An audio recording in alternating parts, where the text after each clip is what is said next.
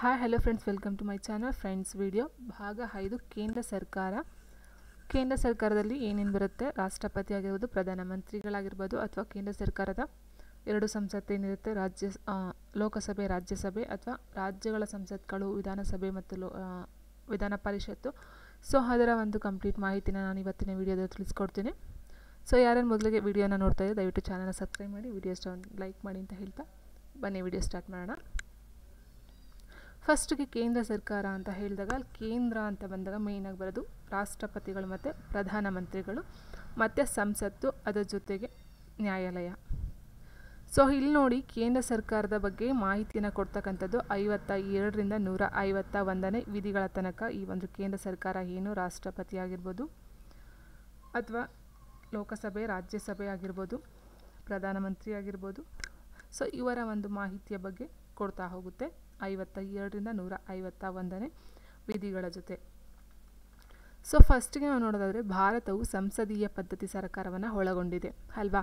ಭಾರತವು ಸಂಸದೀಯ ಪದ್ಧತಿ ಅಥವಾ ಸಂಸತ್ತನ್ನು ಒಳಗೊಂಡಿರುತ್ತೆ. ಸಂಸತ್ ಅಥವಾ ಕೇಂದ್ರ ಶಾಸನಗಳ ಹೊಂದಿರತಕ್ಕಂಥ ಒಂದು ಸರ್ಕಾರ ಆಗಿದೆ. ಈ ಸಂಸದೀಯ ಪದ್ಧತಿ ಅಂದರೆ ಕಾರ್ಯಾಂಗವು ಶಾಸಕಾಂಗಕ್ಕೆ ಹೊಣೆಯಾಗಿರುವುದು. ಅಂದರೆ ಕಾರ್ಯಾಂಗ ಮೀನ್ಸ್ ಕಾರ್ಯಾಂಗದಲ್ಲಿ ಏನೇನು ಬರುತ್ತೆ, ರಾಷ್ಟ್ರಪತಿ ಬರುತ್ತೆ, ಪ್ರಧಾನಮಂತ್ರಿ ಬರುತ್ತೆ, ಅವರ ಒಂದು ಕಾರ್ಯಗಳು ಬರುತ್ತೆ. ಸೊ ಈ ಒಂದು ಕಾರ್ಯಾಂಗವು ಶಾಸಕಾಂಗಕ್ಕೆ ಹೊಣೆಯಾಗಿರುವುದು. ಮೀನ್ಸ್ ಶಾಸಕಾಂಗ ಅಂತ ಅಂದರೆ ನೋಡಿ, ಇಲ್ಲಿ ಕಾರ್ಯಾಂಗ ಅಂತ ಹೇಳಿದಾಗ ನಮಗೆ ರಾಷ್ಟ್ರಪತಿಗಳ ಮತ್ತು ಪ್ರಧಾನಮಂತ್ರಿಗಳ ಕಾರ್ಯಗಳು ಬರುತ್ತೆ. ಈ ಶಾಸಕಾಂಗ ಅಂತಕ್ಕಂಥ ಒಂದು ಇದರಲ್ಲಿ ಬಂದಾಗ ನಾವು ಲೋಕಸಭೆ ಮತ್ತು ರಾಜ್ಯಸಭೆನ ನೋಡ್ತೀವಿ. ಸೊ ಅದನ್ನು ನಾವು ಶಾಸಕಾಂಗ ಅಂತ ಹೇಳ್ತೀವಿ. ಲೋಕಸಭೆ ಮತ್ತು ರಾಜ್ಯಸಭೆಗಳನ್ನು ಒಟ್ಟಾರೆ ಶಾಸಕಾಂಗ ಅಂತ ಹೇಳ್ತೀವಿ. ಕಾರ್ಯಾಂಗದಲ್ಲಿ ರಾಷ್ಟ್ರಪತಿ ಮತ್ತು ಪ್ರಧಾನಮಂತ್ರಿಗಳ ಒಂದು ಕಾರ್ಯಾಡಳಿತ ಅಥವಾ ಅವರ ಒಂದು ಸಂಬಂಧಪಟ್ಟಂಥ ಮಾಹಿತಿ ಬರುತ್ತೆ. ಸೊ ಅಂದರೆ ಕಾರ್ಯಾಂಗವು ಶಾಸಕಾಂಗಕ್ಕೆ ಹೊಣೆಯಾಗಿರುವುದು ಸಂಸದೀಯ ಪದ್ಧತಿ ಎಂದರೆ ಅಂತಕ್ಕಂಥದ್ದು ಅರ್ಥ ಬರುತ್ತೆ. ಸೊ ನೆಕ್ಸ್ಟು ಈ ಒಂದು ಭಾರತದ ಸಂಸದೀಯ ಪದ್ಧತಿಯನ್ನು ಬ್ರಿಟನ್ ಸಂವಿಧಾನದಿಂದ ಎರವಲನ್ನು ಪಡ್ಕೊಂಡಿರ್ತಾರೆ. ಇದು ಆಲ್ರೆಡಿ ನಾನು ವಿಡಿಯೋದಲ್ಲೇ ಹೇಳಿದ್ದೀನಿ, ಯಾವ್ಯಾವ ಒಂದು ದೇಶದಿಂದ ಯಾವ್ಯಾವ ಒಂದು ಪದ್ಧತಿ ಅಥವಾ ವಿಷಯವನ್ನು ಎರವಲು ಪಡ್ಕೊಂಡಿದ್ದಾರೆ ಅಂತ. ಸೊ ಹಾಗಾಗಿ ಭಾರತ ಸಂಸದೀಯ ಪದ್ಧತಿಯನ್ನು ಬ್ರಿಟಿಷ್ ಸಂವಿಧಾನದಿಂದ ಎರವಲು ಪಡ್ಕೊಂಡಿದ್ದಾರೆ. ಇನ್ನು ನೆಕ್ಸ್ಟು ಸಂಸದೀಯ ಪದ್ಧತಿಯಲ್ಲಿ ರಾಷ್ಟ್ರಪತಿಗಳು ಕೇಂದ್ರ ಸರ್ಕಾರದ ಮುಖ್ಯಸ್ಥರಾಗಿರುತ್ತಾರೆ. ಹೌದು, ಏನು ಪ್ರಧಾನಮಂತ್ರಿ ಅಂತ ಹೇಳ್ತೀವೋ ಅದಕ್ಕಿಂತ ಹೆಚ್ಚಿನ ಇದು ರಾಷ್ಟ್ರಪತಿಗಳಿಗಿರುತ್ತೆ. ಕೇಂದ್ರ ಸರ್ಕಾರದ ಮುಖ್ಯಸ್ಥರಾಗಿರುತ್ತಾರೆ ರಾಷ್ಟ್ರಪತಿಗಳು ಸಂಸತ್ನಲ್ಲಿ. ನೆಕ್ಸ್ಟ್ ಬಂದು ಹೇಳೋದಾದರೆ, ಕೇಂದ್ರ ಸರ್ಕಾರ ಒಳಗೊಂಡಿರುವ ವಿಧಿಗಳು ಬಂದು 52ರಿಂದ 151ರವರೆಗಿನ ವಿಧಿಗಳು. ಕೇಂದ್ರ ಸರ್ಕಾರವು ಒಳಗೊಂಡಿರುವುದು ರಾಷ್ಟ್ರಪತಿ, ಉಪರಾಷ್ಟ್ರಪತಿ, ಪ್ರಧಾನಮಂತ್ರಿ, ಮಂತ್ರಿಮಂಡಲ, ಅಟಾರ್ನಿ ಜನರಲ್, ಲೋಕಸಭೆ, ರಾಜ್ಯಸಭೆ, ಸುಪ್ರೀಂ ಕೋರ್ಟ್, CAG. ಇಷ್ಟು ಬಂದು ಕೇಂದ್ರ ಸರ್ಕಾರಕ್ಕೆ ಸಂಬಂಧಪಟ್ಟಂಥದ್ದು. ರಾಷ್ಟ್ರಪತಿ, ಉಪರಾಷ್ಟ್ರಪತಿ, ಪ್ರಧಾನಮಂತ್ರಿ, ಮಂತ್ರಿಮಂಡಲ, ಅಟಾರ್ನಿ ಜನರಲ್, ಲೋಕಸಭೆ, ರಾಜ್ಯಸಭೆ, ಸುಪ್ರೀಂ ಕೋರ್ಟ್, CAG. ಸೊ ಇಷ್ಟು ಬಂದು ಕೇಂದ್ರ ಸರ್ಕಾರದ ಅಡಿಯಲ್ಲಿ ಬರ್ತಕ್ಕಂಥದ್ದು.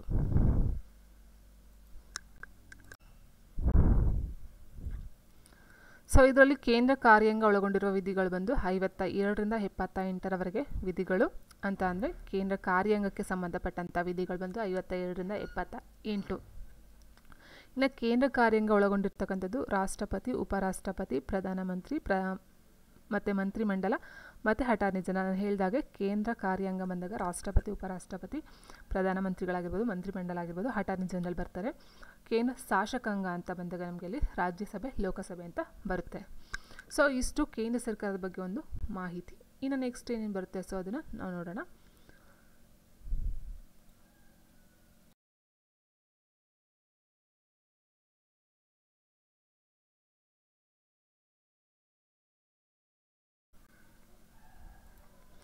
ಸೊ ನೆಕ್ಸ್ಟ್ ಬಂದು ಭಾರತದ ರಾಷ್ಟ್ರಪತಿ ಕಾರ್ಯಾಂಗದಲ್ಲಿ ಪ್ರಥಮ ಪ್ರಜೆ ಬಂದು, ಅಥವಾ ರಾಷ್ಟ್ರಪತಿಯು ದೇಶದ ಪ್ರಥಮ ಪ್ರಜೆ ಅಂತಲೇ ಹೇಳ್ತಾರೆ. ಸೊ ಈ ಪ್ರಥಮ ಪ್ರಜೆ ಅಂತ ಅನ್ಸ್ಕೊಂಡಂಥ ಭಾರತದ ರಾಷ್ಟ್ರಪತಿಯವರ ಬಗ್ಗೆ ಒಂದು ಚಿಕ್ಕ ಇನ್ಫಾರ್ಮೇಷನು.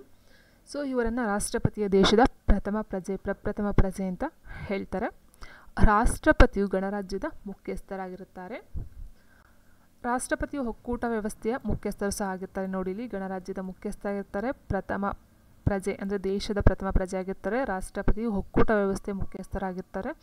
ನೆಕ್ಸ್ಟು ರಾಷ್ಟ್ರಪತಿಯವರ ಅಧಿಕಾರವನ್ನು ಯಾವ ನ್ಯಾಯಾಲಯದಲ್ಲೂ ಕೂಡ ಪ್ರಶ್ನಿಸುವಂತಿಲ್ಲ. ಯಾವ ನ್ಯಾಯಾಲಯದಲ್ಲೂ ಈ ರಾಷ್ಟ್ರಪತಿಯ ಅಧಿಕಾರವನ್ನು ಪ್ರಶ್ನೆಯನ್ನು ಮಾಡೋ ಹಕ್ಕು ಯಾವೊಂದು ನ್ಯಾಯಾಲಯಕ್ಕೂ ಇರೋದಿಲ್ಲ.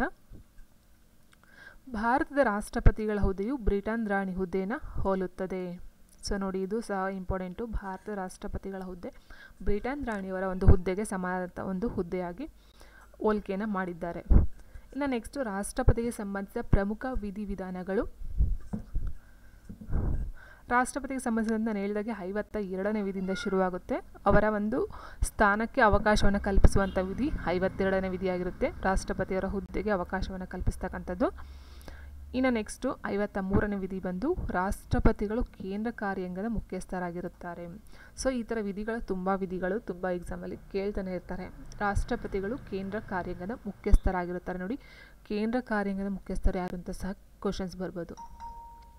ನೆಕ್ಸ್ಟು 54ನೇ ವಿಧಿ ಹೇಳುತ್ತೆ, ವಿಶೇಷ ಮತದಾರ ವರ್ಗದ ಮೂಲಕ ರಾಷ್ಟ್ರಪತಿಗಳ ಆಯ್ಕೆಗೆ ಅವಕಾಶವನ್ನು ಕಲ್ಪಿಸಿದೆ. ಸೊ ಏನು ರಾಷ್ಟ್ರಪತಿಗಳನ್ನ ಆಯ್ಕೆ ಮಾಡ್ತಾರೆ, ಆ ಆಯ್ಕೆಗೆ ವಿಶೇಷ ಮತದಾರ ವರ್ಗಗಳೇನು ಬರ್ತವೆ, ಸೊ ಅವರ ಒಂದು ಅವಕಾಶವನ್ನು ಕಲ್ಪಿಸಿದೆ ಅಂತಕ್ಕಂಥದ್ದು. ಅಂದರೆ ವಿಶೇಷ ಮತದಾರರ ಒಂದು ವರ್ಗಗಳು ಬರುವಂತಹ ಒಂದು ಅವಕಾಶ ಈ ಒಂದು 54ನೇ ವಿಧಿಯಲ್ಲಿ ಬರುತ್ತೆ.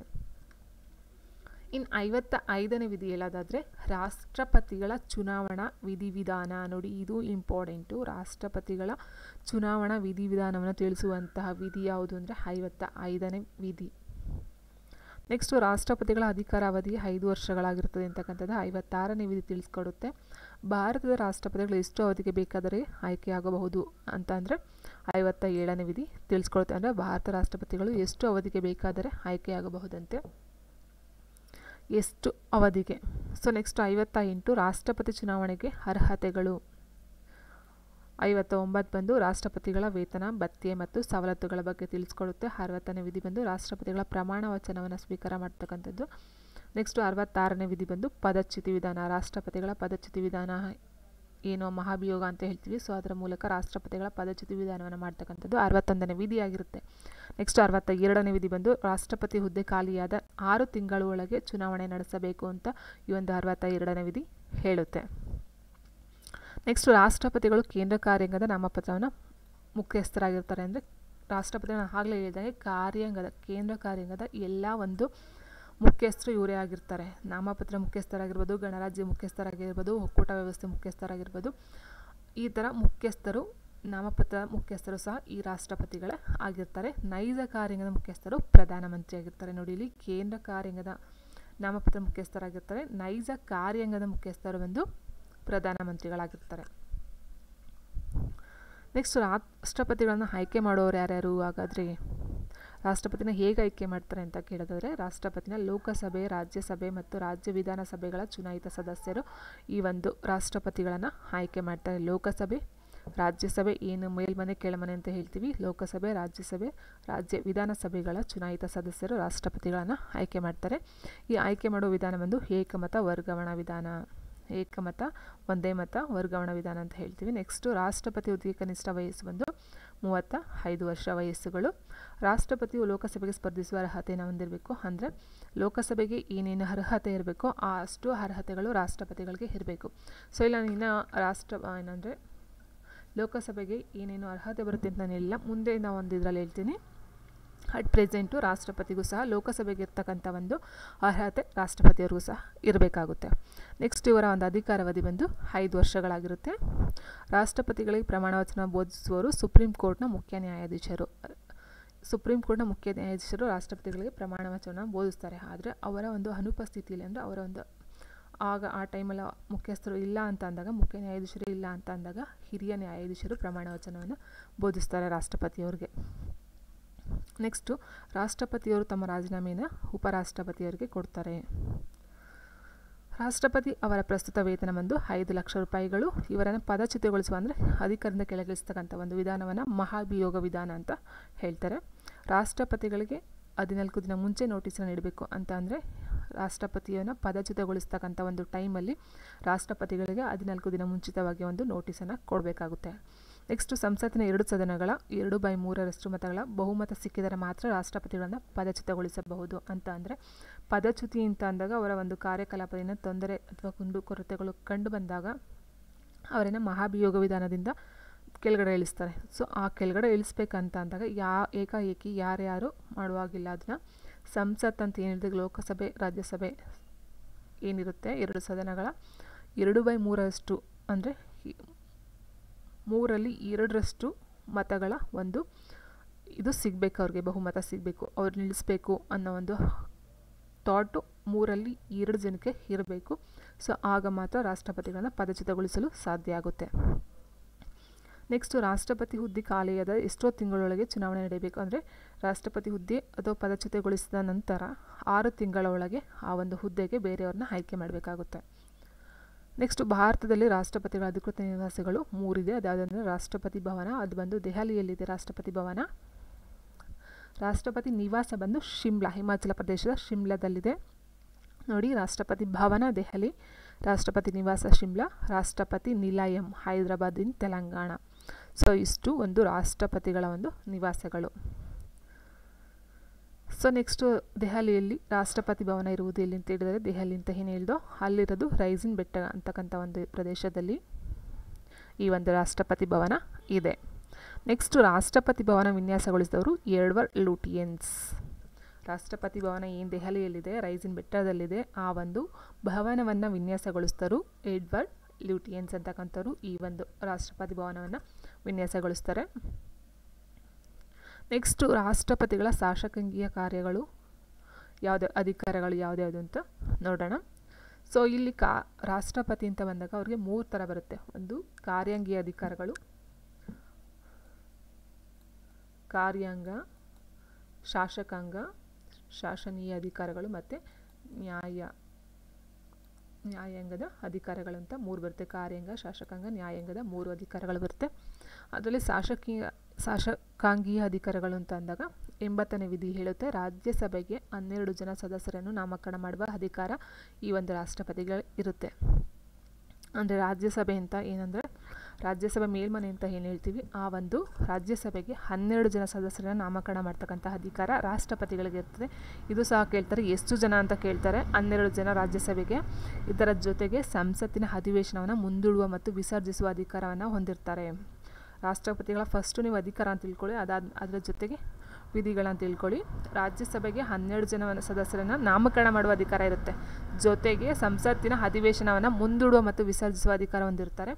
ಅದರ ಜೊತೆಗೆ ಸಂಸತ್ತಿನ ಜಂಟಿ ಅಧಿವೇಶನ ಉದ್ದೇಶಿಸಿ ಮಾತನಾಡುವ ಅಧಿಕಾರ ಇರುತ್ತೆ ನೋಡಿ. ಮುಂದೂಡುವ, ವಿಸರ್ಜಿಸುವ ಅಧಿಕಾರ, ಮಾತನಾಡುವ ಅಧಿಕಾರ, 12 ಜನ ಸದಸ್ಯರನ್ನು ನಾಮಕರಣ ಮಾಡುವ ಅಧಿಕಾರ ಮತ್ತು 2 ಸದನಗಳ ಜಂಟಿ ಅಧಿವೇಶನ ಕರೆಯುವ ಅಧಿಕಾರ.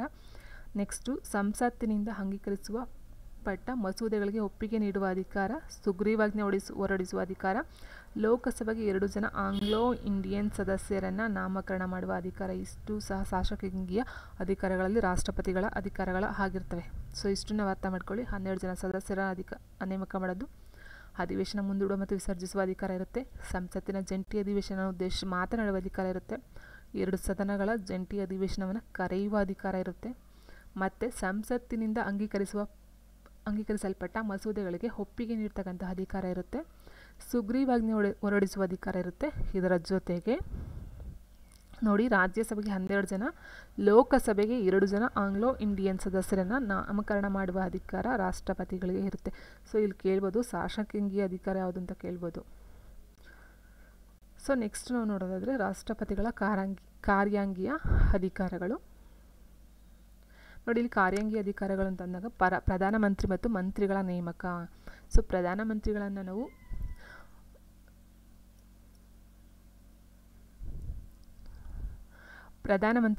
ಆಯ್ಕೆ ಮಾಡ್ತಕ್ಕಂಥದ್ದು, ನೇಮಿಸ್ತಕ್ಕಂಥದ್ದು ರಾಷ್ಟ್ರಪತಿಗಳು. ಆದರೆ ರಾಷ್ಟ್ರಪತಿಯವರು ತಮಗೆ ಇಷ್ಟ ಬಂದ ವ್ಯಕ್ತಿಯನ್ನು ಪ್ರಧಾನಿಯಾಗಿ ನೇಮಿಸುವಂತಿಲ್ಲ, ಅದಕ್ಕೆ ಆದಂತಹ ಒಂದು ಪ್ರೊಸೀಜರ್ಸ್ ಇದ್ದಾವೆ. ಸೊ ಆದರೆ ಪ್ರಧಾನಮಂತ್ರಿಯನ್ನು ಆಯ್ಕೆ ಮಾಡ್ತಕ್ಕಂಥ ಅಧಿಕಾರ ಇರ್ತಕ್ಕಂಥದ್ದು ರಾಷ್ಟ್ರಪತಿಗಳಿಗೆ ಮೇಯ್ನಾಗಿ. ಆದರೆ ಅಟಾರ್ನಿ ಜನರಲ್ನ ನೇಮಕ ಮಾಡ್ತಕ್ಕಂಥದ್ದು, ಪ್ರಧಾನಮಂತ್ರಿಗಳನ್ನ ನೇಮಕ ಮಾಡ್ತಕ್ಕಂಥದ್ದು, ಇತರ ಮಂತ್ರಿಗಳನ್ನು ನೇಮಕ ಮಾಡ್ತಕ್ಕಂಥದ್ದು, ರಾಜ್ಯಗಳಿಗೆ ರಾಜ್ಯಪಾಲರ ನೇಮಕ ಮಾಡ್ತಕ್ಕಂಥದ್ದು, ಕೇಂದ್ರಾಡಳಿತ ಪ್ರದೇಶಗಳ ಆಯುಕ್ತರ ನೇಮಕಾತಿ. ಸೊ ಆಯುಕ್ತರು ಮೀನ್ಸ್ UPSC ಆಗಿರ್ಬೋದು, KPSC ಆಗಿರ್ಬೋದು. KPSC ಬಂದು ಕರ್ನಾಟಕದ್ದು, UPSC ಬಂದು ಕೇಂದ್ರಾಡಳಿತ ಪ್ರದೇಶದ್ದು. ಸೊ ಆ ಥರ ಆಯುಕ್ತ, ಚುನಾವಣಾ ಆಯುಕ್ತರಾಗಿರ್ಬೋದು, ಆ ಥರ ಒಂದು ಆಯುಕ್ತರ ನೇಮಕ ಮಾಡ್ತಕ್ಕಂಥದ್ದು. ನೆಕ್ಸ್ಟ್ ಅಂತಾರಾಜ್ಯ ಮಂಡಳಿ ಅಧ್ಯಕ್ಷರು ಮತ್ತು ಸದಸ್ಯರನ್ನು ಆಯ್ಕೆ ಮಾಡ್ತಕ್ಕಂಥದ್ದು, UPSC ಅಧ್ಯಕ್ಷರು ಮತ್ತು ಸದಸ್ಯರ ನೇಮಕಾತಿ, ಮುಖ್ಯ ಚುನಾವಣಾ ಆಯುಕ್ತರು ಮತ್ತು ಸದಸ್ಯರ ನೇಮಕಾತಿ, ರಾಷ್ಟ್ರೀಯ ಪರಿಶಿಷ್ಟ ಜಾತಿ ಆಯೋಗದ ಅಧ್ಯಕ್ಷರು ಮತ್ತು ಸದಸ್ಯರ ನೇಮಕ, ರಾಷ್ಟ್ರೀಯ ಪರಿಶಿಷ್ಟ ಪಂಗಡ ಆಯೋಗದ ಅಧ್ಯಕ್ಷರು ಮತ್ತು ಸದಸ್ಯರ ನೇಮಕಾತಿಯನ್ನು ಮಾಡ್ತಕ್ಕಂಥದ್ದು ರಾಷ್ಟ್ರಪತಿಗಳ ಒಂದು ಕಾರ್ಯಾಂಗೀಯ ಅಧಿಕಾರಗಳಾಗಿರುತ್ತೆ. ಸೊ ಫ್ರೆಂಡ್ಸ್, ನಾನು ಆಲ್ರೆಡಿ ಒಂದು ವಿಡಿಯೋ ಹಾಕಿದ್ದೀನಿ. ಯಾವುದಂತ ಅಂದರೆ UPSC ಅಧ್ಯಕ್ಷರು ಅದರ ಬಗ್ಗೆ ಒಂದು ಇನ್ಫಾರ್ಮೇಷನು, ಮುಖ್ಯ ಚುನಾವಣಾ ಆಯುಕ್ತರು ಯಾವಾಗ ಎಷ್ಟು ವರ್ಷಕ್ಕೆ ಅವರ ಒಂದು ಇದು ಆಗುತ್ತೆ, ಮತ್ತು ಈಗಿನ ಪ್ರೆಸೆಂಟ್ ಯಾರು ಮುಖ್ಯ ಚುನಾವಣಾ ಆಯುಕ್ತರು ಮತ್ತು ಅವರ ಒಂದು ರೀತಿ ನೀತಿಗಳೇನು, ಮತ್ತು ರಾಷ್ಟ್ರೀಯ ಪರಿಶಿಷ್ಟ ಜಾತಿ ಆಯೋಗ, ರಾಷ್ಟ್ರೀಯ ಪರಿಶಿಷ್ಟ ಪಂಗಡ ಆಯೋಗ, ಇದಕ್ಕೆ ಸಂಬಂಧಪಟ್ಟಂಥ ಒಂದು ವಿಡಿಯೋ ನಾನು ಆಲ್ರೆಡಿ ಅಪ್ಲೋಡ್ ಮಾಡಿದ್ದೀನಿ. ಸೊ ಮೊದಲು ನೋಡಿದ್ರೆ ಸುಪ್ರೀಂ ಕೋರ್ಟು, ಹೈಕೋರ್ಟು, ಅಟಾರ್ನಿ ಜನರಲು, ರಾಜ್ಯ ಅಡ್ವೊಕೇಟ್ ಜನರಲ್, ಭಾರತದ ಚುನಾವಣಾ ಆಯೋಗ, ಕೇಂದ್ರ ಹಣಕಾಸು ಆಯೋಗ, ರಾಜ್ಯ ಹಣಕಾಸು 30 ಒಟ್ಟು. ನೆಕ್ಸ್ಟು ಬಾಂಬೆ ಇನ್ನು ಹೊಂದಿರ್ತಾರೆ. ಭಾರತ ಚುನಾವಣಾ ಅಕೌಂಟ್ 3 ಮಂದಿ ಹೇಳುತ್ತೆ. 5 ವರ್ಷ ಪ್ರಸ್ತುತ 15 1994. ಸೊ ನೆಕ್ಸ್ಟು ಸ್ಥಾಪನೆ ವಿಧಿ ಬಂದು 138 ಮೊದಲ ಅಧ್ಯಕ್ಷ ಕಮಿಟಿ. ಸೊ ಸದಸ್ಯರ ಸಂಖ್ಯೆ ಬಂದಿದ್ದು ಸಹ ಸೇಮು, ಅಧ್ಯಕ್ಷರು ಉಪಾಧ್ಯಕ್ಷರು 3 ಜನ, ಒಟ್ಟು ಟೋಟಲ್ 5 ಜನ. ನೇಮಕ ಮಾಡುವವರು ರಾಷ್ಟ್ರಪತಿ, ಅಧಿಕಾರಾವಧಿ. ಸೊ ನೋಡಿದ್ರಲ್ಲ, UPSC ಆಗಿರ್ಬೋದು, ಮುಖ್ಯ ಚುನಾವಣಾ ಆಯುಕ್ತರಾಗಿರ್ಬೋದು, ರಾಷ್ಟ್ರೀಯ ಪರಿಶಿಷ್ಟ ಜಾತಿ ಪಂಗಡ, ಈ ಒಂದು ವಿಡಿಯೋನ ಅಪ್ಲೋಡ್ ಮಾಡಿದ್ದೀನಿ. ಯಾರ್ಯಾರ ನೋಡ್ಕೊಂಡ್ಬನ್ನಿ, ತುಂಬ ಯೂಸ್ಫುಲ್ ಆದಂಥ ವಿಡಿಯೋ. ಸೊ ಇಷ್ಟು ಅಂದರೆ ಪ್ರಧಾನಮಂತ್ರಿ, ಅಟಾರ್ನಿ ಜನರಲು, ರಾಜ್ಯಗಳಿಗೆ ರಾಜ್ಯಪಾಲರು, ಕೇಂದ್ರಾಡಳಿತ ಪ್ರದೇಶಗಳ ಆಯುಕ್ತರು, ಅಂತಾರಾಜ್ಯ ಮಂಡಳಿ ಅಧ್ಯಕ್ಷರು, UPSC ಅಧ್ಯಕ್ಷರು, ಮುಖ್ಯ ಚುನಾವಣಾ ಆಯುಕ್ತರು, ರಾಷ್ಟ್ರೀಯ ಪರಿಶಿಷ್ಟ ಜಾತಿ ಆಯೋಗದ ಅಧ್ಯಕ್ಷರು, ರಾಷ್ಟ್ರೀಯ ಪರಿಶಿಷ್ಟ ಪಂಗಡ ಆಯೋಗದ ಅಧ್ಯಕ್ಷರು, ಇಷ್ಟು ಒಂದು ಅಧ್ಯಕ್ಷರು ಮತ್ತು ಅದರ ಸದಸ್ಯರ ನೇಮಕ ಮಾಡ್ತಕ್ಕಂಥದ್ದು ರಾಷ್ಟ್ರಪತಿಗಳ ಕಾರ್ಯಾಂಗೀಯ ಅಧಿಕಾರ ಆಗಿರುತ್ತೆ. ಬಟ್ ಇದನ್ನೆಲ್ಲ ಡೈರೆಕ್ಟಾಗಿ ಅವರೇ ಮಾಡೋದಿಲ್ಲ. ಆ ಒಂದು ಸಂಸತ್ ಅಥವಾ ಏನು ಆ ಒಂದು ಗ್ರೂಪ್ ಸಮಿತಿ ಇರುತ್ತೆ, ಅದರ ಒಂದು ಚರ್ಚೆ ಮೂಲಕ ಅಥವಾ ಒಂದು ಎಲೆಕ್ಷನ್ ಮೂಲಕ ಈ ಒಂದು ನೇಮಕಾತಿಗಳನ್ನು ಮಾಡ್ತಾರೆ. ಸೊ ನೆಕ್ಸ್ಟು ಇನ್ನು ನ್ಯಾಯಾಂಗೀಯ ಅಧಿಕಾರಗಳು ಅಂತ ಬಂದಾಗ ಸುಪ್ರೀಂ ಕೋರ್ಟ್ನ ನ್ಯಾಯಾಧೀಶರನ್ನು ನೇಮಕ ಮಾಡ್ತಾರೆ, ರಾಜ್ಯ ಹೈಕೋರ್ಟ್ನ ನ್ಯಾಯಾಧೀಶರನ್ನು ನೇಮಕ ಮಾಡ್ತಾರೆ, ಜೈಲು ಶಿಕ್ಷೆಗೆ ಒಳಗಾದವರಿಗೆ ಕ್ಷಮಾದಾನ ನೀಡುವ ಅಧಿಕಾರ. ಸೊ ನೋಡಿ, ಇದೂ ಸಹ ಎಕ್ಸಾಮ್ಸಲ್ಲಿ ಬಂದಿದೆ. ಜೈಲು ಶಿಕ್ಷೆಗೆ ಒಳಗಾದವರಿಗೆ ಕ್ಷಮಾದಾನ ನೀಡುವ ಅಧಿಕಾರ ಇರುವುದು ಯಾರಿಗೆ ಅಂತ ಅಂದರೆ ರಾಷ್ಟ್ರಪತಿಯವರಿಗೆ. ಸೊ ಅಟಾರ್ನಿ ಜನರಲ್ ಅವನ್ನ ನೇಮಕ ಮಾಡ್ತಾರೆ. ಸುಪ್ರೀಂ ಕೋರ್ಟ್ನ ಸಲಹೆ ಕೇಳುವ ಅಧಿಕಾರ ಈ ಒಂದು ರಾಷ್ಟ್ರಪತಿಗಳಿಗೆ ಇರುತ್ತೆ. ಇನ್ನು ರಾಷ್ಟ್ರಪತಿಗಳ ಹಣಕಾಸಿನ ಅಧಿಕಾರಗಳು ಅಂತ ನೋಡಿದಾಗ ನಾವು ರಾಷ್ಟ್ರಪತಿಯ ಪೂರ್ವಾನುಮತಿ ಇಲ್ಲದೆ ಹಣಕಾಸು ಮಸೂದೆಯನ್ನು ಸಂಸತ್ತಿನಲ್ಲಿ ಮಂಡಿಸುವಂತಿಲ್ಲ.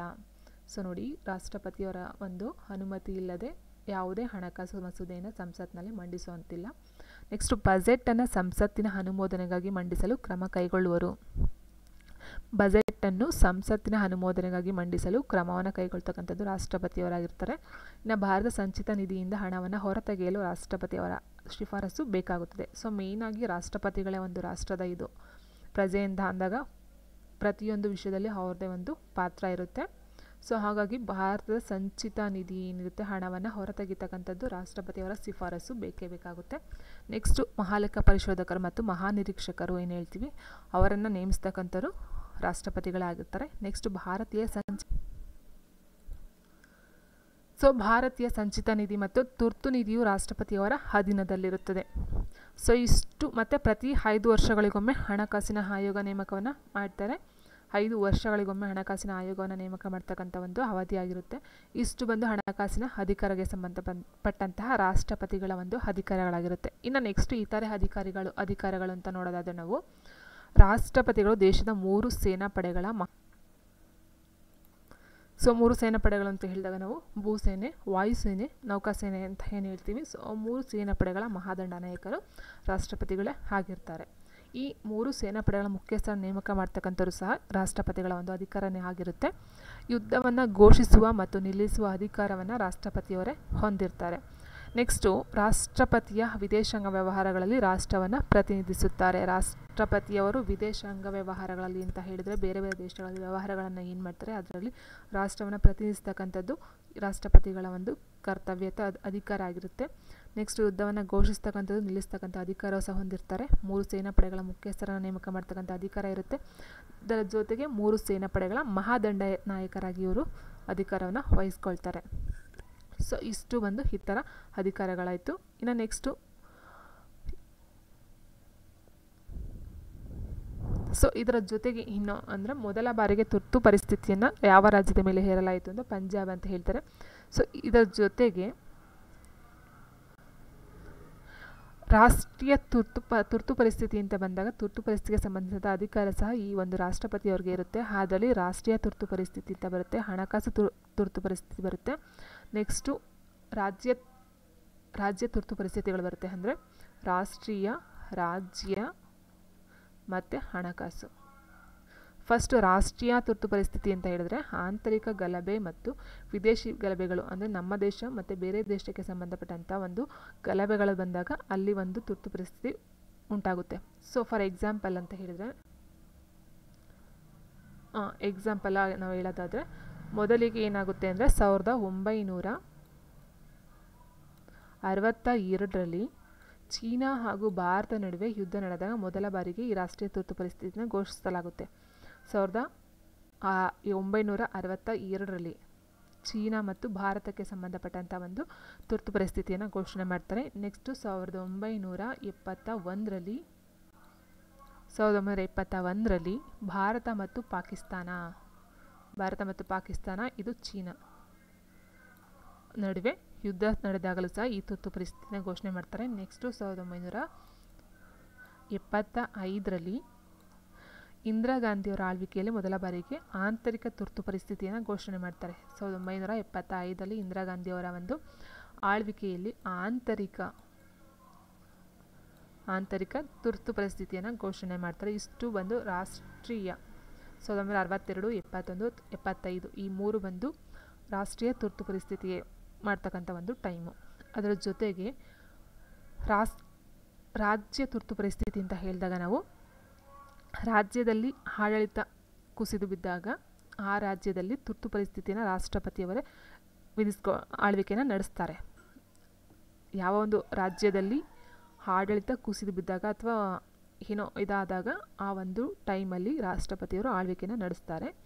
ನೆಕ್ಸ್ಟು ರಾಷ್ಟ್ರಪತಿಯು ತುರ್ತು ಪರಿಸ್ಥಿತಿ ಹೊರಡಿಸಿದ ದಿನದಿಂದ 2 ತಿಂಗಳ ಅವಧಿಯೊಳಗೆ ಸಂಸತ್ತಿನ ಉಭಯ ಸದನಗಳ ಅಂಗೀಕಾರವನ್ನು ನೀಡಬೇಕಾಗುತ್ತೆ. ಅಂದರೆ 2 ತಿಂಗಳ ಒಳಗಡೆ ಏನು ರಾಷ್ಟ್ರಪತಿಯವರು ಅಧಿಕಾರವನ್ನು ತೊಗೊಂಡಿರ್ತಾರೆ ಆ ಒಂದು ಅಧಿಕಾರ ತೊಗೊಂಡಂತಹ 2 ತಿಂಗಳ ಅವಧಿಯಲ್ಲಿ ಸಂಸತ್ತಿನ 2 ಸದನಗಳು ಅಂಗೀಕಾರವನ್ನು ನೀಡಬೇಕಾಗುತ್ತೆ. ನೆಕ್ಸ್ಟು ಪ್ರತಿ 6 ತಿಂಗಳಿಗೊಮ್ಮೆ ಸಂಸತ್ತಿನ ಅಂಗೀಕಾರದ ಮೂಲಕ ತುರ್ತು ಪರಿಸ್ಥಿತಿಯನ್ನು 3 ವರ್ಷ ಮುಂದುವರಿಸಬಹುದು ಅಂತ ಈ ಒಂದು ರಾಜ್ಯ ತುರ್ತು ಪರಿಸ್ಥಿತಿ ಒಂದು ಮಾಹಿತಿ. ಇನ್ನು ಇದರ ಜೊತೆಗೆ ಹಣಕಾಸಿನ ತುರ್ತು ಪರಿಸ್ಥಿತಿ ಅಂತ ಹೇಳಿದಾಗ ನಾವು ಹಣಕಾಸಿನ ಅಭಾವ ಉಂಟಾದಾಗ ತುರ್ತು ಪರಿಸ್ಥಿತಿಯನ್ನು ರಾಷ್ಟ್ರಪತಿಯವರು ಘೋಷಿಸ್ತಕ್ಕಂಥ ಒಂದು ಅಧಿಕಾರ ಅವರಿಗಿರುತ್ತೆ. ರಾಜ್ಯದಲ್ಲಿ ಆಗಿರ್ಬೋದು, ರಾಷ್ಟ್ರದಲ್ಲಾಗಿರ್ಬೋದು, ಹಣಕಾಸಿನಲ್ಲಾಗಿರ್ಬೋದು ಈ 3 ತುರ್ತು ಪರಿಸ್ಥಿತಿಗಳನ್ನು ಘೋಷಣೆ ಮಾಡ್ತಕ್ಕಂಥ ಅಧಿಕಾರ ಇರ್ತಕ್ಕಂಥದ್ದು ರಾಷ್ಟ್ರಪತಿಯವರಿಗೆ ಮಾತ್ರ. ಮೇಯ್ನಾಗಿ ತುರ್ತು ಪರಿಸ್ಥಿತಿಯನ್ನು ಘೋಷಣೆ ಮಾಡ್ತಕ್ಕಂಥದ್ದು ರಾಷ್ಟ್ರಪತಿಯವರಾಗಿರ್ತಾರೆ. ಸೊ ನೆಕ್ಸ್ಟ್ ಬಂದು ನಾವು ಹೇಳಿದರೆ ಮೊದಲ ಬಾರಿಗೆ ರಾಜ್ಯ ತುರ್ತು ಪರಿಸ್ಥಿತಿಯನ್ನು ಯಾವ ರಾಜ್ಯದ ಮೇಲೆ ಹೇರಲಾಯಿತು ಅಂದರೆ ಪಂಜಾಬು. ಕರ್ನಾಟಕದ ಇದುವರೆಗೂ ರಾಜ್ಯ ತುರ್ತು ಪರಿಸ್ಥಿತಿಯನ್ನು ಎಷ್ಟು ಬಾರಿ ಘೋಷಿಸಲಾಗಿದೆ? 6 ಬಾರಿ ಅಂತ ಹೇಳ್ತಿದ್ದಾರೆ. 1971, 77, 89, 1990, 2007, 2007ರಲ್ಲಿ ಒಟ್ಟು 6 ಬಾರಿ ತುರ್ತು ಪರಿಸ್ಥಿತಿಯನ್ನು ಘೋಷಣೆಯನ್ನು ಮಾಡಿದ್ದಾರೆ. ನೆಕ್ಸ್ಟು ಮಸೂದೆಯ ಒಪ್ಪಿಗೆಗೆ ಸಂಬಂಧಿಸಿದಂತೆ ರಾಷ್ಟ್ರಪತಿಗಳು 3 ವೀಟೋ ಅಧಿಕಾರವನ್ನು ಹೊಂದಿರ್ತಾರೆ. ಈ 3 ವೀಟೋ ಅಧಿಕಾರ ಯಾವ್ಯಾವು ಅಂತಂದರೆ ನಿರಂಕುಶ ಅಥವಾ ಪರಿಪೂರ್ಣ ವೀಟೋ, ತಾತ್ಕಾಲಿಕ ನಿಷೇಧಿತ ವೀಟೋ, ಪ್ಯಾಕೆಟ್ ವೀಟೋ. ಈ ನಿರಂಕುಶ ಅಥವಾ ಪರಿಪೂರ್ಣ ವೀಟೋ ಅಂತಂದ್ರೇನು? ಮಸೂದೆಯನ್ನು ರಾಷ್ಟ್ರಪತಿ ತಿರಸ್ಕರಿಸುವ ಅಧಿಕಾರವನ್ನು ಹೊಂದಿದ್ದಾರೆ. ಅಂದರೆ ಮಸೂದೆ ಏನಿರುತ್ತೆ ಸೊ ಅದನ್ನು ತಿರಸ್ಕರಿಸ್ತಕ್ಕಂಥ ಅಧಿಕಾರ ರಾಷ್ಟ್ರಪತಿಯವರು ಹೊಂದಿರ್ತಾರೆ. ಸೊ ಅದಾದಮೇಲೆ 2ನೇದು ಬಂದು ಮಸೂದೆಗೆ ಒಪ್ಪಿಗೆ ನೀಡದೆ ಸಂಸತ್ತಿನ ಪರಿಶೀಲನೆಗೆ ಹಿಂದಕ್ಕೆ ಕಳುಹಿಸುವುದು. ಅಂದರೆ ಮಸೂದೆ ಏನು ಬಂದಿರುತ್ತೆ ತೊಗೊಬಂದಿರ್ತಾರೆ ಸಮಿತಿಯಿಂದ. ಆ ಒಂದು ಮಸೂದೆಗೆ ಒಪ್ಪಿಗೆಯನ್ನು ನೀಡದೆ ಸಂಸತ್ತಿನ ಮರುಪರಿಶೀಲನೆಗೆ ಹಿಂದಕ್ಕೆ ಕಳಿಸ್ತಕ್ಕಂಥದ್ದು. ಮಸೂದೆಯಲ್ಲಿ ಮಾಡ್ತಕ್ಕಂಥ ಒಂದು ತೊಗೊಂಡಿರ್ತಕ್ಕಂಥ ಒಂದು ನಿರ್ಧಾರವನ್ನು ಫಸ್ಟು ಸಂಸತ್ತಿನ ಪರಿಶೀಲನೆಗೆ ಕಳಿಸ್ತಕ್ಕಂಥದ್ದು. ಡೈರೆಕ್ಟಾಗಿ ರಾಷ್ಟ್ರಪತಿಯವರೇ ಏನು ಮಾಡೋ ಹಾಗಿಲ್ಲ. ಎಲ್ಲ ರಾಜ್ಯಸಭೆ, ಲೋಕಸಭೆ, ಸಂಸತ್ತು ಏನು ಹೇಳ್ತೀವಿ ಅದೆಲ್ಲ ಅವ್ರು ನೋಡಿಕೊಂಡು ಸರಿ ಅಂತ ಒಪ್ಪಿಗೆ ತೊಗೊಂಡ್ಮೇಲೆ ಅವ್ರು ಮುಂದುವರಿಬೇಕಾಗುತ್ತೆ. ಸೊ ಹಾಗಾಗಿ ಸಂಸತ್ತಿನ ಮರುಪರಿಶೀಲನೆಗೆ ಹಿಂದಕ್ಕೆ ಕಳಿಸ್ತಕ್ಕಂಥ ಒಂದು ಅಧಿಕಾರ ತಾತ್ಕಾಲಿಕ ನಿಷೇಧಿತ ವೀಟೋ ಅಂತ ಹೇಳ್ತೀವಿ. ಇದನ್ನು ರಾಷ್ಟ್ರಪತಿಗಳು ಹೊಂದಿರ್ತಾರೆ. ನೆಕ್ಸ್ಟು ಪ್ಯಾಕೆಟ್ ವೀಟೋ ಅಂತಂದರೆ ಮಸೂದೆಯನ್ನು ಅನಿರ್ದಿಷ್ಟ ಕಾಲವರೆಗೆ ತಮ್ಮ ಬಳಿಯೇ ಇಟ್ಟುಕೊಳ್ಳುವ ಅಧಿಕಾರ ಈ ಒಂದು ರಾಷ್ಟ್ರಪತಿಯವರಿಗೆ ಇರ್ತದೆ. ಅಂದರೆ ಮಸೂದೆಯನ್ನು ಅನಿರ್ದಿಷ್ಟ ಕಾಲವರೆಗೆ ತಮ್ಮ ಬಳಿಯೇ ಇಟ್ಟುಕೊಳ್ತಕ್ಕಂಥದ್ದು. ನೆಕ್ಸ್ಟು ಒಪ್ಪಿಗೆಗೆ ಮರುಪರಿಶೀಲನೆಗೆ ಸಂಸತ್ತಿಗೆ ಹಿಂದಕ್ಕೆ ಕಳಿಸ್ತಕ್ಕಂಥದ್ದು. ನೆಕ್ಸ್ಟು ಮಸೂದೆಯನ್ನು ತಿರಸ್ಕರಿಸುವಂತಹ ಅಧಿಕಾರ ರಾಷ್ಟ್ರಪತಿಯವರಿಗೆ ಇರುತ್ತೆ. ಈ ಒಂದು ಮಸೂದೆಗೆ ಸಂಬಂಧಪಟ್ಟಂತಹ ಅಧಿಕಾರಗಳನ್ನು ವೀಟೋ ಅಧಿಕಾರಗಳು ಅಂತ ಹೇಳ್ತಾರೆ. ಈ ವೀಟೋ ಅಧಿಕಾರ ಬಂದು ಒಟ್ಟು 3 ಆಗಿರುತ್ತೆ. ಸೊ ನೆಕ್ಸ್ಟು ಸಂವಿಧಾನ ತಿದ್ದುಪಡಿ ಮಸೂದೆಗೆ ಸಂಬಂಧಿಸಿದಂತೆ ರಾಷ್ಟ್ರಪತಿಗಳು ವೀಟೋ ಅಧಿಕಾರವನ್ನು ಚಲಾಯಿಸುವಂತಿಲ್ಲ. ಸೊ ಇಲ್ಲಿ 3 ಮಸೂದೆಗೆ ಸಂಬಂಧಪಟ್ಟಂತೆ ಏನು ಅಧಿಕಾರಗಳೈತೆ, ಆದರೆ ಸಂವಿಧಾನ ತಿದ್ದುಪಡಿ ಮಸೂದೆಗೆ ರಾಷ್ಟ್ರಪತಿಗಳಿಗೆ ಯಾವುದೇ ಒಂದು ಅಧಿಕಾರ ಇರೋದಿಲ್ಲ.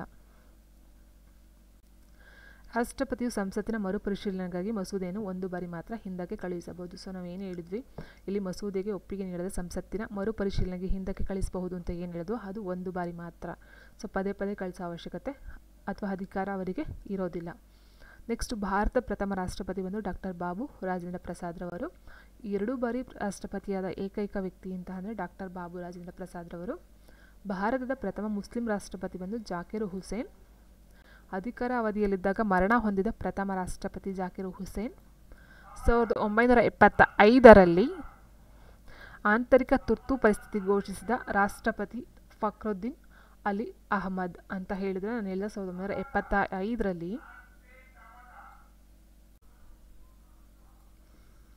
1975ರಲ್ಲಿ ನಾನು ಹೇಳಿದೆ ಇಂದಿರಾ ಗಾಂಧಿಯವರ ಒಂದು ಆಳ್ವಿಕೆಯಲ್ಲಿ ಅಂದರೆ ಇಂದಿರಾ ಗಾಂಧಿಯವರು ಆಗ ಪ್ರಧಾನಮಂತ್ರಿ ಆಗಿರ್ತಾರೆ. ಸೊ ಆ ಒಂದು ಟೈಮಲ್ಲಿ ಫಕ್ರುದ್ದೀನ್ ಅಲಿ ಅಹಮದ್ ಅಂತಕ್ಕಂಥವ್ರು ರಾಷ್ಟ್ರಪತಿಯಾಗಿ ಒಂದು ಆಂತರಿಕ ತುರ್ತು ಪರಿಸ್ಥಿತಿಯನ್ನು ಘೋಷಣೆಯನ್ನು ಮಾಡ್ತಾರೆ. ನೆಕ್ಸ್ಟ್ ಭಾರತದ ಪ್ರಥಮ ಮಹಿಳಾ ರಾಷ್ಟ್ರಪತಿ ಬಂದು ಪ್ರತಿಭಾ ಪಾಟೀಲು. ಭಾರತ ಮೊದಲ ಹಂಗಾಮಿ ರಾಷ್ಟ್ರಪತಿ ಬಂದು ವಿ ಗಿರಿ ಆಗಿರ್ಬೋದು, ಅಹಮದ್ ಹಿದಾಯತ್ ಉಲ್ಲಾ ಆಗಿರ್ಬೋದು, BD ಜತ್ತಿ. ಈ 3 ಜನ ಹಂಗಾಮಿ ರಾಷ್ಟ್ರಪತಿಯಾಗಿ ಕೆಲಸವನ್ನು ಮಾಡಿದ್ದಾರೆ. ನೆಕ್ಸ್ಟ್ ಅವಿರೋಧವಾಗಿ ಆಯ್ಕೆಯಾದ ಪ್ರಥಮ ಮತ್ತು ಏಕೈಕ ರಾಷ್ಟ್ರಪತಿ ನೀಲಂ ಸಂಜೀವ್ ರೆಡ್ಡಿ ಅವಿರೋಧವಾಗಿ. ನೆಕ್ಸ್ಟು ಹಂಗಾಮಿ ರಾಷ್ಟ್ರಪತಿಯಾಗಿ ಕಾರ್ಯನಿರ್ವಹಿಸಿದ ಏಕೈಕ ಸುಪ್ರೀಂ ಕೋರ್ಟ್ನ ಮುಖ್ಯ ನ್ಯಾಯಾಧೀಶರು ಬಂದು ಅಹಮದ್ ಹಿದಾಯತ್ ಉಲ್ಲಾ ಅಂತಕ್ಕಂಥವ್ರು. ನೋಡಿ, ಇದು ಹಂಗಾಮಿ ರಾಷ್ಟ್ರಪತಿ, ನಾನು ಆಲ್ರೆಡಿ ಹೇಳಿದ್ದೆ ಹಂಗಾಮಿ ರಾಷ್ಟ್ರಪತಿ ಅಂತ. ಸೊ ಅವರು ಏಕೈಕ ಸುಪ್ರೀಂ ಕೋರ್ಟ್ನ ಮುಖ್ಯ ನ್ಯಾಯಾಧೀಶರಾಗಿ ಕೆಲಸವನ್ನು ಮಾಡ್ತಾ ಇದ್ದು ಅವರು ರಾಷ್ಟ್ರಪತಿಯಾಗಿ ಆಯ್ಕೆ ಆಗ್ತಾರೆ, ಅಹಮದ್ ಹಿದಾಯತ್ ಉಲ್ಲಾ. ನೆಕ್ಸ್ಟು ಭಾರತ ಪ್ರಸ್ತುತ ರಾಷ್ಟ್ರಪತಿ ಯಾರಂತಂದರೆ ಶ್ರೀಮತಿ ದ್ರೌಪದಿ ಮುರ್ಮು ಅಂತಕ್ಕಂಥವ್ರು ಈಗಿನ ರಾಷ್ಟ್ರಪತಿಯಾಗಿದ್ದಾರೆ. ನೆಕ್ಸ್ಟ್ ತತ್ವಜ್ಞಾನಿ ರಾಷ್ಟ್ರಪತಿ ಎಂದು ಪ್ರಸಿದ್ಧರಾದವರು ಡಾಕ್ಟರ್ ಎಸ್ ರಾಧಾಕೃಷ್ಣನ್ ಅವರು. ನೆಕ್ಸ್ಟು ಜನಮೆಚ್ಚಿದ ರಾಷ್ಟ್ರಪತಿ ತತ್ವಜ್ಞಾನಿ ಬಂದು ಡಾಕ್ಟರ್ ಎಸ್ ರಾಧಾಕೃಷ್ಣನ್ ಆಯಿತು. ಜನಮೆಚ್ಚಿದ ರಾಷ್ಟ್ರಪತಿ ಅಂತ ಅವ್ರಿಗೊಂದು ಪ್ರಸಿದ್ಧಿಯನ್ನು ಪಡೆದಿರ್ತಕ್ಕಂಥವ್ರು APJ ಅಬ್ದುಲ್ ಕಲಾಂ ರವರು. ನೆಕ್ಸ್ಟಿನ ಭಾರತ ರತ್ನ ಪ್ರಶಸ್ತಿಯನ್ನು ಪಡೆದಂತಹ ರಾಷ್ಟ್ರಪತಿಗಳು ಅಂದರೆ doctor S Radhakrishnan, doctor Babu Rajendra Prasad ರವರು, ಜಾಕಿರ್ ಹುಸೇನ್ ರವರು, ವಿ ಗಿರಿ ಅವರು,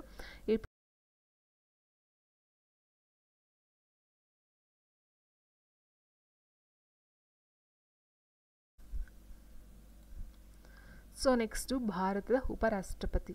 ಸೊ ರಾಷ್ಟ್ರಪತಿಯ ನಂತರ ಸ್ಥಾನವೆಂದು ಉಪರಾಷ್ಟ್ರಪತಿಯವರಿಗೆ ಇರುತ್ತೆ. ಭಾರತ ಉಪರಾಷ್ಟ್ರಪತಿ ಹುದ್ದೆ ಭಾರತದ 2ನೇ ಅತ್ಯುನ್ನತ ಹುದ್ದೆ ಆಗಿದೆ. ಫಸ್ಟ್ ಬಂದು ರಾಷ್ಟ್ರಪತಿ ಹುದ್ದೆ, 2ನೇ ಅತ್ಯುತ್ತಮ ಹುದ್ದೆ ಬಂದು ಉಪರಾಷ್ಟ್ರಪತಿಯವರದು. ಸೊ ನೆಕ್ಸ್ಟ್ ಈ ಉಪರಾಷ್ಟ್ರಪತಿಯ ಬಗ್ಗೆ ಒಂದು ವಿಧಿಗಳಿದ್ದಾವೆ. 63ನೇ ವಿಧಿ ಬಂದು ಉಪರಾಷ್ಟ್ರಪತಿಗೆ ಹುದ್ದೆಗೆ ಅವಕಾಶವನ್ನು ಕಲ್ಪಿಸ್ತಕ್ಕಂಥದ್ದು. 64 ಬಂದು ಉಪರಾಷ್ಟ್ರಪತಿಗಳು ಪದನಿಮಿತ್ತ ರಾಜ್ಯಸಭೆಯ ಅಧ್ಯಕ್ಷರಾಗಿರುತ್ತಾರೆ. ಪದನಿಮಿತ್ತ ನೋಡಿ, ಪದನಿಮಿತ್ತ. ನೆಕ್ಸ್ಟ್ 65ನೇ ವಿಧಿ ಬಂದು ರಾಷ್ಟ್ರಪತಿ ಹುದ್ದೆ ಖಾಲಿಯಾದಾಗ ಉಪರಾಷ್ಟ್ರಪತಿಗಳು ಹಂಗಾಮಿ ರಾಷ್ಟ್ರಪತಿಗಳಾಗಿ 6 ತಿಂಗಳು ಕಾರ್ಯವನ್ನು ನಿರ್ವಹಿಸುತ್ತಾರೆ. ಸೊ ಇದರ ಜೊತೆಗೆ ಉಪರಾಷ್ಟ್ರಪತಿಯವರನ್ನು ಆಯ್ಕೆ ಮಾಡುವವರು ರಾಜ್ಯಸಭೆ, ಲೋಕಸಭೆಯ ಎಲ್ಲ ಸದಸ್ಯರುಗಳು. ಉಪರಾಷ್ಟ್ರಪತಿಗೆ ಹುದ್ದೆಗೆ ಸ್ಪರ್ಧಿಸಲು ಕನಿಷ್ಠ 35 ವರ್ಷ. ಸೊ ನೋಡಿ, ರಾಷ್ಟ್ರಪತಿಯವ್ರಿಗೂ ಅಷ್ಟೇ 35 ವರ್ಷ, ಉಪರಾಷ್ಟ್ರಪತಿಯವ್ರಿಗೂ ಸಹ 35 ವರ್ಷ ವಯಸ್ಸಾಗಿರಬೇಕು. ಇಬ್ಬರ ಅಧಿಕಾರಾವಧಿಯೂ ಸಹ 5 ವರ್ಷನೇ ಆಗಿರುತ್ತೆ. ಉಪರಾಷ್ಟ್ರಪತಿಯ ಹುದ್ದೆ ಖಾಲಿಯಾದಾಗ 6 ತಿಂಗಳ ಒಳಗೆ ಸ್ಥಾನವನ್ನು ತುಂಬಬೇಕು. ರಾಷ್ಟ್ರಪತಿಯವರ ಹುದ್ದೆ ಖಾಲಿಯಾದಾಗಲೂ ಸಹ 6 ತಿಂಗಳೊಳಗೆ ಸ್ಥಾನವನ್ನು ತುಂಬಬೇಕಾಗುತ್ತೆ. ನೆಕ್ಸ್ಟು ಉಪರಾಷ್ಟ್ರಪತಿಗಳಿಗೆ ಪ್ರಮಾಣವನ್ನು ಓದಿಸ್ತಕ್ಕಂಥವ್ರು ರಾಷ್ಟ್ರಪತಿಗಳು. ಸೊ ನೆಕ್ಸ್ಟು ಉಪರಾಷ್ಟ್ರಪತಿಗಳ ಪ್ರಸ್ತುತ ಮಾಸಿಕ ವೇತನ 4 ಲಕ್ಷ. ಇವರನ್ನು ಪದಚ್ಯುತಿಗೊಳಿಸುವ ಅಧಿಕಾರ ಬಂದು ರಾಜ್ಯಸಭೆಗೆ ಮಾತ್ರ ಇರುತ್ತೆ. ನೆಕ್ಸ್ಟು ಭಾರತದ ಪ್ರಥಮ ಉಪರಾಷ್ಟ್ರಪತಿ ಬಂದು ಡಾಕ್ಟರ್ ಎಸ್ ರಾಧಾಕೃಷ್ಣನ್ ರವರು.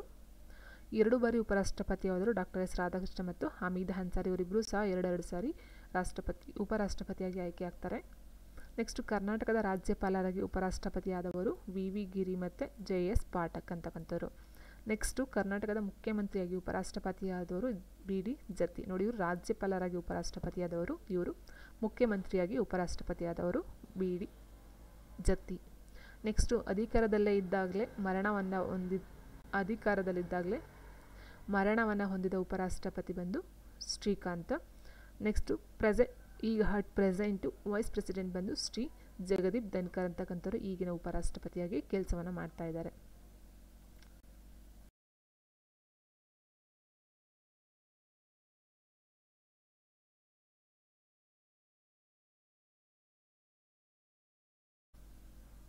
ಸೊ ನೆಕ್ಸ್ಟ್ ಬಂದು ಭಾರತ ಪ್ರಧಾನಮಂತ್ರಿ ಮತ್ತು ಮಂತ್ರಿಮಂಡಲ. ಪ್ರಧಾನಮಂತ್ರಿ ಪದವಿಯ ಬಗ್ಗೆ ಮೊದಲು ಪ್ರಸ್ತಾಪಿಸಿದವರು ಸಿಡ್ನಿ ಲೋ ಅಂತಕ್ಕಂಥ ವ್ಯಕ್ತಿ. ಈ ಭಾರತದ ಪ್ರಧಾನಮಂತ್ರಿ ಅಥವಾ ಭಾರತದಲ್ಲಿ ಅಂತಲ್ಲ, ಟೋಟಲಾಗಿ ಪ್ರಧಾನಮಂತ್ರಿ ಅಂತಕ್ಕಂಥ ಒಂದು ಪದವಿ ಅಥವಾ ಆ ಒಂದು ಸ್ಥಾನ ಅಥವಾ ಹುದ್ದೆಯನ್ನು ಮೊಟ್ಟ ಮೊದಲ ಬಾರಿಗೆ ಪ್ರಸ್ತಾಪಿಸ್ತಕ್ಕಂಥವ್ರು ಸಿಡ್ನಿ ಲೋ. ಪ್ರಧಾನಮಂತ್ರಿಯು ನೈಜ ಕಾರ್ಯಾಂಗದ ಮುಖ್ಯಸ್ಥ ಆಗಿರ್ತಾನೆ. ಆಲ್ರೆಡಿ ಹೇಳಿದೆ, ರಾಷ್ಟ್ರಪತಿಯ ಇದರಲ್ಲೇ ನೈಜ ಕಾರ್ಯಾಂಗದ ಮುಖ್ಯಸ್ಥರಾಗಿರ್ತಾರೆ. ಕೇಂದ್ರ ಕಾರ್ಯಾಂಗದ ಬಂದು ರಾಷ್ಟ್ರಪತಿಯವರು, ರಾಜ್ಯ ಕಾರ್ಯಾಂಗದ ಮುಖ್ಯಸ್ಥರು ಪ್ರಧಾನಮಂತ್ರಿಗಳಾಗಿರ್ತಾರೆ ಅಂತ. ಸೊ ನೆಕ್ಸ್ಟ್ 74ನೇ ವಿಧಿಯು ಪ್ರಧಾನಮಂತ್ರಿ ಹುದ್ದೆ ಮತ್ತು ಮಂತ್ರಿಮಂಡಲ ರಚನೆಗೆ ಅವಕಾಶವನ್ನು ಕಲ್ಪಿಸಿಕೊಡುತ್ತೆ. 75ನೇ ವಿಧಿ ಬಂದು ಪ್ರಧಾನಮಂತ್ರಿ ಮತ್ತು ಮಂತ್ರಿಮಂಡಲ ನೇಮಕ, ಅರ್ಹತೆ, ಅಧಿಕಾರ ಮತ್ತು ಅಧಿಕಾರ ಅವಧಿಗಳ ಬಗ್ಗೆ ತಿಳಿಸ್ಕೊಡುತ್ತೆ. ವಿಶ್ವದಲ್ಲೇ ಪ್ರಥಮ ಬಾರಿಗೆ ಕ್ಯಾಬಿನೆಟ್ ವ್ಯವಸ್ಥೆಗೆ ಜಾರಿಗೆ ತಂದಂಥ ದೇಶ ಬಂದು ಬ್ರಿಟನ್. ಪ್ರಧಾನಮಂತ್ರಿಯ ನೇಮಕ ಮಾಡುವವರು ರಾಷ್ಟ್ರಪತಿಗಳಾಗಿರ್ತಾರೆ. ಅಂದರೆ ನಾನು ಹೇಳಿದಾಗ ರಾಷ್ಟ್ರಪತಿಯವರ ಒಂದು ನೇಮಕ ಮಾಡ್ತಾರೆ 75 ವಿಧಿಯ ಪ್ರಕಾರ. ಆದರೆ ರಾಷ್ಟ್ರಪತಿಯವರು ತಮಗೆ ಇಷ್ಟ ಬಂದಾಗೆ ವ್ಯಕ್ತಿಯನ್ನು ಪ್ರಧಾನಮಂತ್ರಿಯಾಗಿ ನೇಮಿಸುವುದಿಲ್ಲ. ಸಾರ್ವತ್ರಿಕ ಚುನಾವಣೆ ನಡೆದ ನಂತರ ಲೋಕಸಭೆಯಲ್ಲಿ ಬಹುಮತಗಳನ್ನು ಗಳಿಸಿದ ನಂತರ ಆ ಒಂದು ಪಕ್ಷವು ನಾಯಕರನ್ನು ಆರಿಸುತ್ತೆ. ಇನ್ನು ನೆಕ್ಸ್ಟ್ ನೋಡೋದಾದರೆ, ಇವರಿಗೆ ಪ್ರಮಾಣ ವಚನ ಬೋಧಿಸುವವರು ರಾಷ್ಟ್ರಪತಿಗಳಾಗಿರ್ತಾರೆ. ಇವರ ಅಧಿಕಾರಾವಧಿ 5 ವರ್ಷ. ಮಂತ್ರಿಗಳ ಪ್ರಸ್ತುತ ವೇತನ 1,60,000. ಪ್ರಧಾನಮಂತ್ರಿಯಾಗಲು ಕನಿಷ್ಠ ವಯಸ್ಸು ಬಂದು 25 ವರ್ಷ. ಕೇಂದ್ರ ಮಂತ್ರಿಗಳ ನೇಮಕ ಮಾಡುವ ರಾಷ್ಟ್ರಪತಿಗಳು. ಕೇಂದ್ರ ಮಂತ್ರಿಮಂಡಲ ಮಂತ್ರಿಗಳಿಗೆ ಪ್ರಮಾಣ ವಚನ ಬೋಧಿಸ್ತಕ್ಕಂಥವ್ರು ರಾಷ್ಟ್ರಪತಿಗಳಾಗಿರ್ತಾರೆ. ಅಂದರೆ ಮಂತ್ರಿಗಳಿಗಾಗಿರ್ಬೋದು ಅಥವಾ ಪ್ರಧಾನಮಂತ್ರಿಗಳಿಗಾಗಿರ್ಬೋದು ಅಥವಾ ಉಪರಾಷ್ಟ್ರಪತಿಗಳಿಗಾಗಿರ್ಬೋದು ಪ್ರಮಾಣ ವಚನ ಬೋಧಿಸ್ತಕ್ಕಂಥವ್ರು ರಾಷ್ಟ್ರಪತಿಗಳೇ ಆಗಿರ್ತಾರೆ. ನೆಕ್ಸ್ಟ್ ಕೇಂದ್ರ ಮಂತ್ರಿಗಳಾಗಲು ಕನಿಷ್ಠ ವಯಸ್ಸು 25 ವರ್ಷ. ಅದರ ಜೊತೆಗೆ ಪ್ರಧಾನಮಂತ್ರಿಗೂ ಸಹ 25 ವರ್ಷನೇ ಆಗಿರಬೇಕು. ಇನ್ನು ಪ್ರಧಾನಮಂತ್ರಿ ಅಧಿಕಾರಗಳು ಮತ್ತು ಕಾರ್ಯಗಳ ಬಗ್ಗೆ ನಾವು ನೋಡೋದಾದರೆ, ಮಂತ್ರಿಮಂಡಲದ ರಚನೆ ಆಗಿರ್ಬೋದು, ಮಂತ್ರಿಗಳ ನೇಮಕ ಮತ್ತು ವಜಾ ಮಾಡ್ತಕ್ಕಂಥದ್ದು, ಖಾತೆಗಳನ್ನು ಹಂಚಿಕೆ ಮಾಡ್ತಕ್ಕಂಥದ್ದು, ಸಚಿವ ಸಂಪುಟದ ಗಾತ್ರವನ್ನು ನಿರ್ಧಾರ ಮಾಡ್ತಕ್ಕಂಥದ್ದು, ಮಂತ್ರಿಮಂಡಲದ ಪುನರ್ರಚನೆ ಮಾಡ್ತಕ್ಕಂಥದ್ದು, ಕೇಂದ್ರ ಸರ್ಕಾರದ ನಾಯಕರನ್ನು ಆಯ್ಕೆ ಮಾಡೋದು, ಲೋಕಸಭೆಯ ನಾಯಕರು, ಸಚಿವ ಸಂಪುಟದ ನಾಯಕರು, ರಾಷ್ಟ್ರಪತಿಗಳಿಗೆ ಪ್ರಧಾನ ಸಲಹೆಗಾರರು, ಲೋಕಸಭೆ ವಿಸರ್ಜಿಸುವಂತೆ ಸಲಹೆ ನೀಡುವ ಅಧಿಕಾರ, ವಿಸರ್ಜನೆ ಮಾಡ್ತಕ್ಕಂಥ ಅಧಿಕಾರ ರಾಷ್ಟ್ರಪತಿಗಿರುತ್ತೆ, ಅವರಿಗೆ ಸಲಹೆ ನೀಡುವ ಅಧಿಕಾರ ಪ್ರಧಾನಮಂತ್ರಿಗಳಿಗಿರುತ್ತೆ. ನೆಕ್ಸ್ಟ್ ರಾಷ್ಟ್ರಪತಿ ಮತ್ತು ಮಂತ್ರಿಮಂಡಲದ ನಡುವೆ ಸಂಪರ್ಕ ಸೇತುವೆಯಾಗಿರ್ತಾರೆ. ರಾಷ್ಟ್ರದ ನಾಯಕರು ಸಹ ಆಗಿರ್ತಾರೆ. ಮಂತ್ರಿಮಂಡಲವು ಸಾಮೂಹಿಕವಾಗಿ ಹೊಣೆಯಾಗಿರುವುದು ಲೋಕಸಭೆಗೆ. ಸೊ ಸಾಮೂಹಿಕವಾಗಿ ಹೊಣೆಯಾಗಿರುವುದು ಲೋಕಸಭೆಗೆ, ಮಂತ್ರಿಗಳು ವೈಯಕ್ತಿಕವಾಗಿ ಹೊಣೆಯಾಗಿರುವುದು ರಾಷ್ಟ್ರಪತಿಗೆ ಅಂತ ಒಂದು ಇನ್ಫಾರ್ಮೇಷನು. ಸಾಮೂಹಿಕವಾಗಿ ಹೊಣೆಯಾಗಿರ್ತಕ್ಕಂಥ ಲೋಕಸಭೆಗೆ ಏನು ಕೆಳಮನೆ ಅಂತ ಹೇಳ್ತೀವಿ ಅದಕ್ಕೆ ಮಂತ್ರಿಮಂಡಲ ಒಂದು ಜವಾಬ್ದಾರಿ ಇರುತ್ತೆ. ಮಂತ್ರಿಗಳು ವೈಯಕ್ತಿಕವಾಗಿ ಹೊಣೆಯಾಗಿರ್ತಕ್ಕಂಥದ್ದು ರಾಷ್ಟ್ರಪತಿಯವರಿಗೆ. ಸೊ ನೆಕ್ಸ್ಟ್ ಒಂದು ರಾಜ್ಯದ ಮುಖ್ಯಮಂತ್ರಿಯಾಗಿ ನಂತರ ಪ್ರಧಾನಮಂತ್ರಿಯಾದವರು ಇಷ್ಟು ಜನ: ಮೊರಾರ್ಜಿ ದೇಸಾಯಿ, ಚರಣ್ ಸಿಂಗ್, VP ಸಿಂಗ್, HD ದೇವೇಗೌಡ, ನರೇಂದ್ರ ಮೋದಿ. ಇಷ್ಟು ಜನರು ಮುಖ್ಯಮಂತ್ರಿಯಾಗಿ ನೆಕ್ಸ್ಟು ಪ್ರಧಾನಮಂತ್ರಿಯ ಒಂದು ಹುದ್ದೆಯನ್ನು ಅಲಂಕರಿಸ್ತಾರೆ. ನೆಕ್ಸ್ಟ್ ರಾಜ್ಯಸಭೆಯ ಸದಸ್ಯರಾಗಿ ಪ್ರಧಾನಮಂತ್ರಿಯಾದವರು ಇಂದಿರಾ ಗಾಂಧಿ, IK ಗುಜ್ರಾಲ್, HD ದೇವೇಗೌಡ, ಮನಮೋಹನ್ ಸಿಂಗು. ಇದರ ಜೊತೆಗೆ ಕೇಂದ್ರ ಸಚಿವರಾಗದೆ ಪ್ರಧಾನಮಂತ್ರಿಯಾದವರು ರಾಜೀವ್ ಗಾಂಧಿ, HD ದೇವೇಗೌಡ, ನರೇಂದ್ರ ಮೋದಿಯವರು. ಭಾರತ ರತ್ನ ಪ್ರಶಸ್ತಿಯನ್ನು ಪಡೆದಂತಹ ಪ್ರಧಾನಮಂತ್ರಿಗಳು ಯಾರ್ಯಾರಂತಂದರೆ ಜವಾಹರ್ಲಾಲ್ ನೆಹರು, ಗುಲ್ಜಾರಿಲಾಲ್ ನಂದಾ, ಲಾಲ್ ಬಹದ್ದೂರ್ ಶಾಸ್ತ್ರಿ, ಮೊರಾರ್ಜಿ ದೇಸಾಯಿ, ಇಂದಿರಾ ಗಾಂಧಿ, ರಾಜೀವ್ ಗಾಂಧಿ, ಅಟಲ್ ಬಿಹಾರಿ ವಾಜಪೇಯಿ. ಸೊ ಇಷ್ಟು ಜನ ಏನು 2, 4, 6, 7 ಜನ ಇದ್ದಾರೆ. ಇವರು ಭಾರತ ರತ್ನ ಪ್ರಶಸ್ತಿಯನ್ನು ಪಡೆದಂತಹ ಪ್ರಧಾನ ಮಂತ್ರಿಗಳಾಗಿರ್ತಾರೆ. ನೆಕ್ಸ್ಟ್ ಅತಿ ಹೆಚ್ಚು ಅವಧಿ ಪ್ರಧಾನಿಯಾದವರು ಜವಾಹರ್ಲಾಲ್ ನೆಹರೂರವರು. ಅತಿ ಕಡಿಮೆ ಅವಧಿ ಪ್ರಧಾನಿಯಾದವರು ಎ ಬಿ ವಾಜಪೇಯಿ, ಅಟಲ್ ಬಿಹಾರಿ ವಾಜಪೇಯಿ. 2 ಬಾರಿ ಹಂಗಾಮಿ ಪ್ರಧಾನಿಯಾದವರು ಗುಲ್ಜಾರಿಲಾಲ್ ನಂದಾ. ಮೊದಲ ಕಾಂಗ್ರೆಸ್ಸೇತರ ಪ್ರಧಾನಿ ಬಂದು ಮೊರಾರ್ಜಿ ದೇಸಾಯಿ, ಕಾಂಗ್ರೆಸ್ಸೇತರ. ಅತಿ ಹೆಚ್ಚು ಬಾರಿ ಪ್ರಮಾಣ ವಚನವನ್ನು ಸ್ವೀಕರಿಸಿದವರು ಇಂದಿರಾ ಗಾಂಧಿ. ಪ್ರಧಾನಮಂತ್ರಿಯಾದ ಮೊದಲ ಕನ್ನಡಿಗ ಎಚ್.ಡಿ. ದೇವೇಗೌಡ. ದಕ್ಷಿಣ ಭಾರತದಿಂದ ಆಯ್ಕೆಯಾದ ಪ್ರಥಮ ಪ್ರಧಾನಮಂತ್ರಿ ಪಿ.ವಿ. ನರಸಿಂಹರಾವ್. ಅಧಿಕಾರ ಅವಧಿಯಲ್ಲಿದ್ದಾಗ ಮರಣವನ್ನು ಹೊಂದಿದಂಥ ಪ್ರಥಮ ಪ್ರಧಾನಿಗಳು ನೆಹರು, ಇಂದಿರಾ ಗಾಂಧಿ, ರಾಜೀವ್ ಗಾಂಧಿ, ಲಾಲ್ ಬಹದ್ದೂರ್ ಶಾಸ್ತ್ರಿ. ನೋಡಿ 4 ಜನ ಅಧಿಕಾರದಲ್ಲಿ ಇದ್ಕೊಂಡು ಮರಣವನ್ನು ಹೊಂದ್ತಾರೆ. ಸೊ ಈ ಎಕ್ಸಾಮ್ ಬರುತ್ತೆ. ಅಧಿಕಾರದಲ್ಲಿ ಇರುವಾಗಲೇ ಮರಣವನ್ನು ಹೊಂದಿದಂಥ ಪ್ರಧಾನಮಂತ್ರಿಗಳನ್ನು ಆಯ್ಕೆ ಮಾಡಿ. ಆಪ್ಷನ್ ABCD, A ಈ ಥರ ಆಪ್ಷನ್ಸ್ಗಳನ್ನ ಕೊಡಬಹುದು. ನೆಹರು, ಇಂದಿರಾ ಗಾಂಧಿ, ರಾಜೀವ್ ಗಾಂಧಿ, ಲಾಲ್ ಬಹದ್ದೂರ್ ಶಾಸ್ತ್ರಿ ಇಷ್ಟು ಜನ ಅಧಿಕಾರದಲ್ಲಿ ಇದ್ಕೊಂಡು ಅವರು ತಮ್ಮ ಜೀವವನ್ನು ಬಿಡ್ತಾರೆ. So next